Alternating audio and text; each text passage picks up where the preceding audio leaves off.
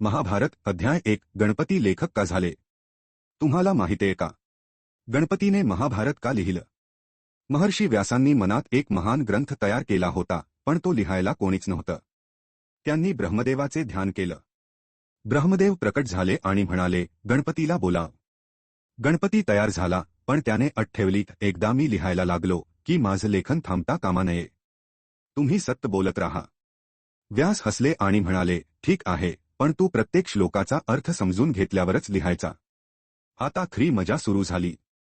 व्यास जाणीवपूर्वक खूप क्लिष्ट श्लोक म्हणायचे. गणपती विचार करत बसायचा आणि तेवढ्यात व्यास पुढचे श्लोक मनात रचायचे. अशा पद्धतीने महाभारतसारखं अमूल्य रत्न जगात आलं. सर्जनशीलतेला शिस्त लागते आणि ज्ञानाला संयम. जेव्हा बुद्धिमत्ता आणि भक्ती एकत्र येतात तेव्हा इतिहास घडतो. अशाच 1 मिनिटाच्या कथांसाठी मुकुंदाला फॉलो करा.